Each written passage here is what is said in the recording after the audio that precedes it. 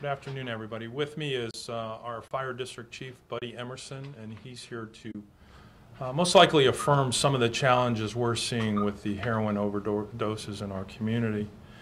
First, let me share with you, about 5 years ago, I attended the National Sheriff's Association in Washington, D.C., and there was a group of my colleagues from the Northeast that were huddled in the corner, and they were talking about the challenges they were seeing in their communities in the Northeast with heroin overdoses. And as us Florida sheriffs went into that group, we said, you know, we haven't experienced that at all, and I'll never forget what they warned us. It's coming with vengeance to your community. And let me tell you, it has hit not only our community, but Florida in general, and it's the challenge we've been dealing with ever since. Let me also be clear that since I've been in office, since 2001, our focus has not been on arresting users. Our focus has been on helping users. We have programs at our jail that have received local and national attention on trying to rehab these people with their addictions. We've worked with our courts, other spiritual groups, as well as civic groups to bring help to addicts in our community. Our focus has been and always will be to arrest the dealers and get them out of our community. And today's press conference deals with a very big arrest of a dealer. As many of you know, our opioid crisis has definitely increased in the past 18 months. It's estimated that 144 Americans die each and every day from drug overdoses. That comes out to more than 52,000 people alone, and 3 of those were right here in Florida. In 2016, here in St. Lucie County, we experienced 58 total overdoses in the county-wide areas, not the cities, but just the county-wide. So far this year, and we're only in August, we are at 69 total overdoses. 52 of those overdoses are directly related to heroin. I'm sure Chief Emerson will share some numbers with you that are staggering because the fire district covers the cities as well as the county proper. Heroin mixed with the deadly synthetic opioid of fentanyl is entering our community every day and making it to our streets in our community. Fentanyl and carfentanil, both more potent than morphine, are being added to other illicit drugs like heroin and sold to unsuspected users with deadly consequences. And I've shared many times, this epidemic, not only in our community, but across our nation, has to stop.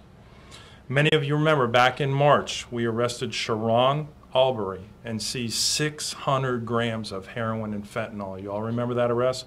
That was the largest seizure ever in St. Lucie County of heroin and fentanyl. With our partners at the State Attorney's Office and cooperating judges, today we add that mission and send a message that you will be prosecuted to the fullest of the law, including murder when it involves an overdose, which could have led to a death.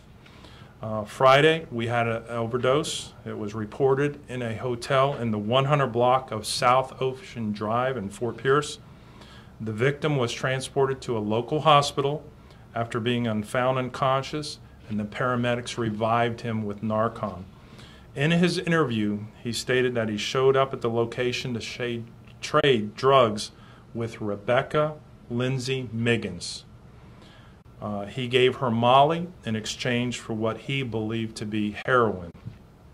He went into the bathroom, injected himself, and immediately knew something was wrong. He said before losing consciousness, he heard Miggins say that it was straight fentanyl, not heroin. Miggins left the room with the victim suffering on the floor. As is our agency's practice, we respond to all overdoses in the county. We heard that this incident happened and the victim was at the hospital, so we responded to the hospital and interviewed him there. The information that he gave us led detectives to the original scene of the overdose and to Rebecca Miggins. At the hotel, armed with a search warrant signed by a judge, detectives located 2 baggies of white powder substance along with loaded syringes and spoons. These are all common tools of the heroin trade. Miggins told detectives that she gave the victim the drugs and warned him of its potency. She also confirmed that when he collapsed on the floor unconscious, that she left the room. Working with our state attorney's office, Rebecca Miggins was arrested and charged with attempted homicide during a specific felony, tampering with or destroying evidence, possession of a controlled substance without a prescription, and possession of drug paraphernalia. We would think that the story was over there, but it is not. After Miggins was transported and booked into the jail, the transporting deputies noted white powder substance in the back seat of a patrol car. That substance tested positive for heroin and fentanyl. We actually had to close down our jail sally port. We had to secure the vehicle and bring it here to the sheriff's office site for decontamination, as well as the deputies. A strip search was conducted on Miggins at the jail, and a small plastic bag of Xanax was also located inside her body. Miggins was then charged with introduction of contraband into a detention facility, along with tampering or destroying evidence, possession of a controlled substance without a prescription, and possession of drug paraphernalia. But wait, there's more to the story. Miggins was placed in our medical unit, where there, at one point, she stood up and another baggie fell from her body containing powdery substance with, you guessed it, a mixture of heroin and fentanyl. Miggins was then charged with a second count of introduction of contraband into a detention facility, and she remains in our detention facility under a $415,000 bond, and we're looking forward to working with our state attorney in the prosecution of this case, for the first ever for us, for attempted murder due to an overdose where the dealer sold the drug to the victim who almost died. And with that, we'll entertain any questions you have. And again, Buddy, Chief Emerson is here to address some of their challenges they're seeing in the fire district with the same. What makes this case different from other OD cases where a dealer sells a drug addict or a user fentanyl or heroin, and that person overdoses and dies or not dies? So why weren't all those folks charged? Well, let's take the worst case scenario where the person who overdosed dies, passes away. We do not have his testimony or her testimony as to where he purchased the drug and the circumstances leading up to that purchase and injection. In this case, the victim survived the overdose. He explained where he purchased it, from who, and in her interview, she did confess that she sold the drug. She knew it was fentanyl, not heroin, and she left him there on the floor in an unconscious state, which she left him there to die. So is the key then the fact that she knew she had fentanyl, sold it as heroin, and I guess which is far more potent than heroin? Correct. And he then overdosed, and she didn't render give him help? That is correct. Why would she do that? I don't know. I mean, why would she sell the guy fentanyl and say it was heroin? Don't know. Okay. I mean, and you know, it's not the heroin that is killing these people. It's the mixture with the fentanyl or carfentanil that is so potent that they've never had that before. And it leads them to unconscious state and ultimately death if there's no medical intervention. So, Sheriff, did you find that Rebecca Miggins was sort of callous in this whole? I mean, it sounded like in the affidavit she was chuckling, and it just wasn't. You would have to presume that you know, she was a dealer, she sold this stuff, and you know, buyer beware. That was her attitude. But she knew exactly what she was selling. By all means.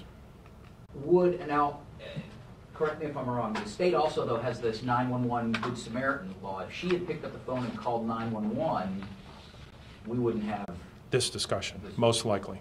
Correct. How many folks were in the hotel room at the time of this? There were two other folks. My understanding is there was one other user, and then the girl who actually rented the hotel room.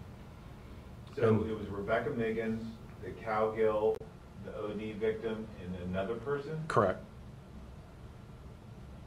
Who was the other person?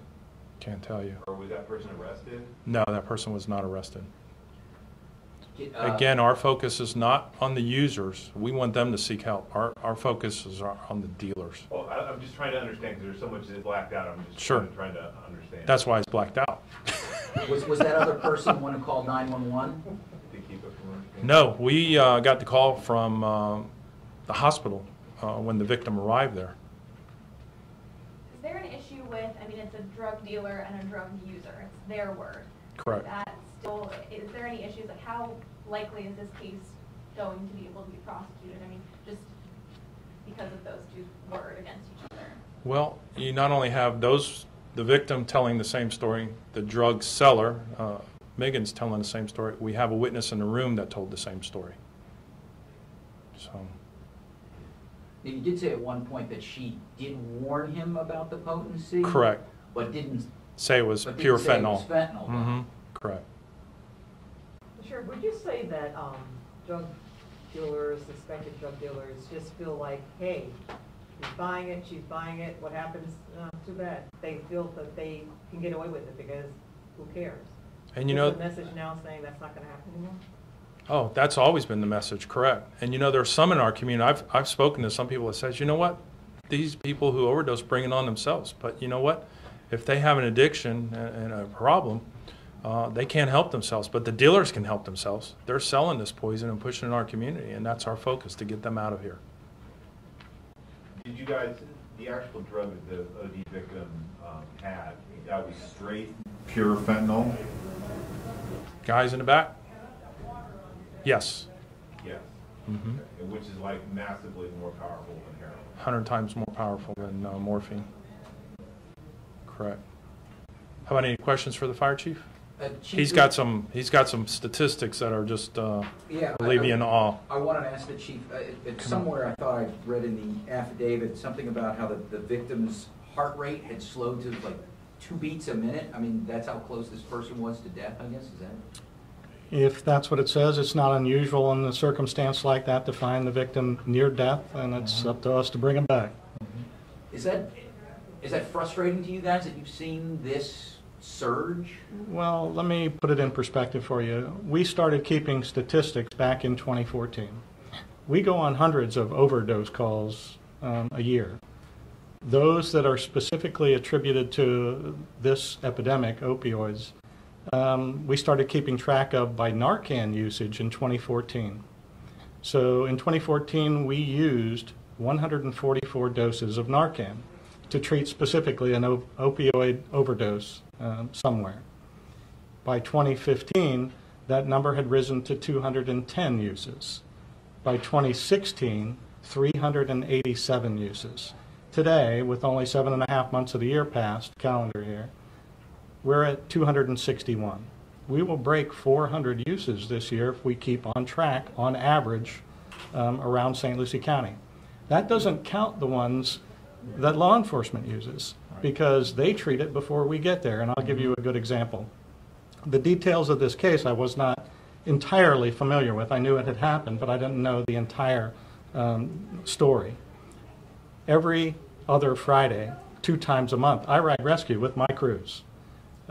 This past Friday, I was at Central and got the call to respond to Rock Road, to the jail, to transport an inmate who had been administered Narcan to the hospital. I won't mention names, but you can deduce the situation here. So our crews, in cooperation with the Sheriff's Department, responded to an opioid overdose. They administered the Narcan, we did the transport. It was teamwork. That's how it does operate here in St. Lucie County, so it's a double effort. It's not just one agency, it affects us all. The community, law enforcement, public safety, all aspects. And our frustration is that it's increasing and it's very unpredictable. This epidemic can crop up anywhere, anytime, anyone, all walks of life. There's no socioeconomic factors that play into this. It can be any walk of life, any profession, any area of our community at any time. That's what we find frustrating. Chief, are you concerned about running out of Narcan this year? No, we have not had a problem. Narcan is a controlled substance like any other medication, and we here in St. Lucie County haven't had a problem with either the cost or obtaining it for use. You know, the chief and I talked in private. What happens if these overdoses were actual deaths? You know, if this community was facing 500 deaths so far this year, from this epidemic. Thank God we do have the Narcan. Thank God we have such great working professionals that can bring these people back, or else it'd be a tragedy. Talk about the danger, Sheriff, about the decontamination that you had to do. You know, not only was this woman putting the user, the potential user at risk, but put your deputies at risk just by possessing. Sure. Not only the arresting deputies who transported her to the jail, but the jail staff also. And just recently, you might remember, I think it was in Ohio or somewhere, where 3 police officers got fentanyl on their clothes, and they brushed it off, and they actually overdosed. All 3 of them did. And thank God they were rushed to an emergency center and administered Narcan, which saved them. But you can see by the pictures the decontamination that we had to do to the vehicle. And we actually had to get rid of the seat of the car and purchase a new interior for the vehicle. So it's a very comprehensive response when we deal with these kind of things, and it's very costly. There's no doubt about it. And do you feel that this new law is a step in the right direction, allowing you guys, in conjunction with the state attorney, to charge these dealers with murder and attempted murder? Well, the message should be clear among dealers that we're coming after them. That's the way it's always been. But if we can put the pieces together to show that they sold the drug that caused an overdose to this magnitude, where it almost led to death, they're going to be charged with attempted murder. So hopefully it will deter some of them from continuing their trade. I guess what was the key to put this particular case into like an attempted murder on the dealer or the supplier? And I only say that because with so many overdoses, fatal, non-fatal, and no arrests in connection with attempted murder or murder, what made this one stand out as all the pieces fell together where the victim was able to recount the circumstances leading up to his overdose, was able to identify the seller, and the seller herself saying, yeah, you know what, I gave it to him, it was pure fentanyl, and I left him on the ground unconscious. So in most cases, those pieces just don't add together. They don't add together. You know, maybe the dealer doesn't want to admit to it. The victim who bought it doesn't want to identify the dealer by name and exactly the circumstances that led up to it. But here all the pieces fit to an attempted murder charge. The overdose victim in this case was a male, and is that right? He's saying yes. Yes. Oh, and how old, and do they live like on the Treasure Coast? That I don't know. How old was the victim? Just roughly? In his 30s. In his 30s. Has he overdosed before and been revived with Narcan or a similar agent, a drug? They're saying no. Okay. All right, any other questions? Any questions of the Chief? Awesome. Thanks for coming. Thanks, Sheriff. All right, thank you.